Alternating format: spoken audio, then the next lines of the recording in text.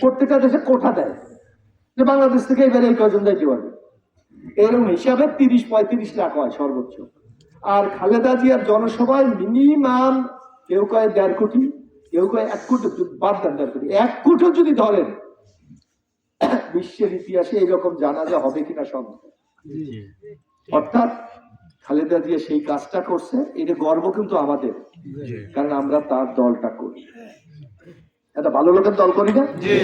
সেই ভালো লোক আমাদেরকে যা শিক্ষা দিয়ে গেছে আজকে যে দোয়ার মাধ্যমে আপনারা, উনি যেইভাবে মানুষকে ভালোবাসছে, মানুষের বিপদে গিয়ে দাঁড়াইছে, মানুষের জন্য কাজ করছে, কারণ খালেদা জিয়া তো ঢাকায় রাষ্ট্র চালাইছে না, তাহলে আমরা স্মরণ করি কেন?